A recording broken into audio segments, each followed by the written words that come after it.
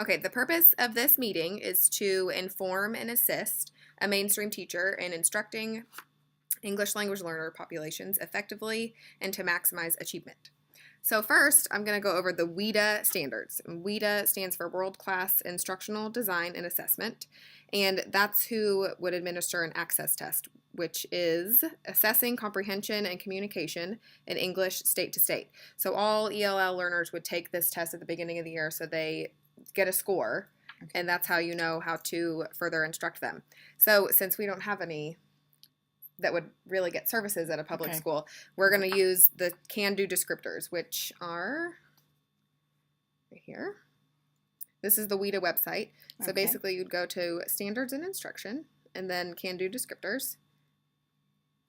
And then you download this PDF. And here it is. So this is the grades 1 and 2 cluster. And you would go down to these descriptors, and there's the 4 domains of literacy: listening, speaking, reading, and writing. Right. And so what these do is they're used to coach general education teachers about differentiation for ELLs.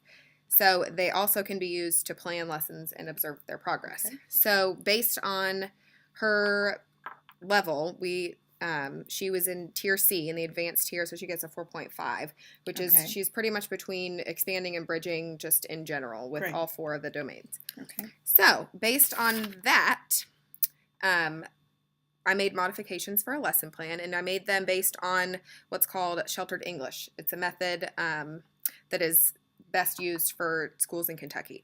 So it involves 4 main strategies, which would be guarded vocabulary, which means you slow your speech, use simple vocabularies, avoid using idioms, visuals, using more photos, videos, charts, graphic organizers, that sort of thing.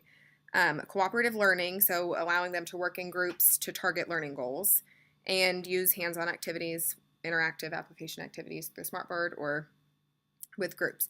So based on those, I made modifications for the lesson plan. So for guarded vocabulary, basically all you can do is modify your speech during instruction, use pauses between phrases, and enunciate your speech as well as slow your rate of speech.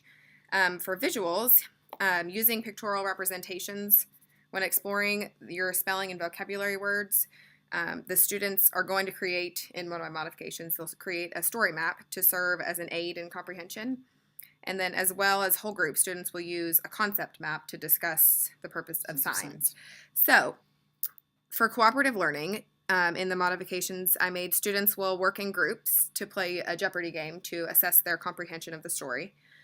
Students will also work in small groups to create a 30 hands presentation, retelling the story in their own words. And you know what the 30 hands app is. Yes. And then in a differentiated group, so a small pull-out group of struggling learners, including your student, will be pulled for extra help with the story with a parent. They'll go over comprehension and fluency.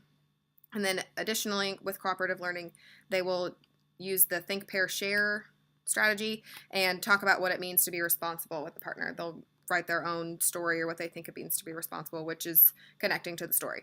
And then for hands-on learning, they're going to create the 30 hands presentation as a group that will allow them to apply their knowledge of the story and comprehension. And then they will also create their own humorous fiction story, which is what the sign maker's assistant is, humorous fiction. So, and then one culturally and linguistically diverse students is that their home language really allows them to gain their second language, and technically this student doesn't really have a lot of problems acquiring English because she speaks English, but they speak Arabic in the home. So basically, she will read the story in her home language first at home, and then she'll read it to mom or dad in English.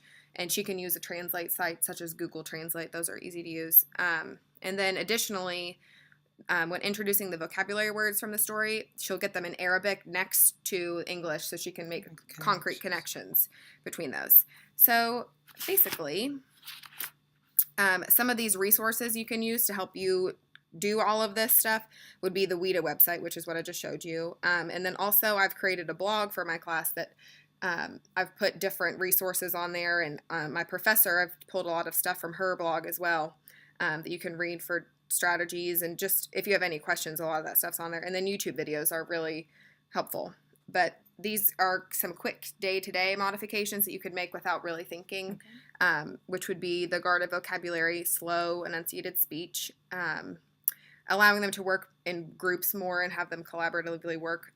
It allows them to have more social conversations where they can learn the language. Using hand gestures really helps. I talk with my hands, and so that allows them to further understand and get what you're trying to explain. Yes.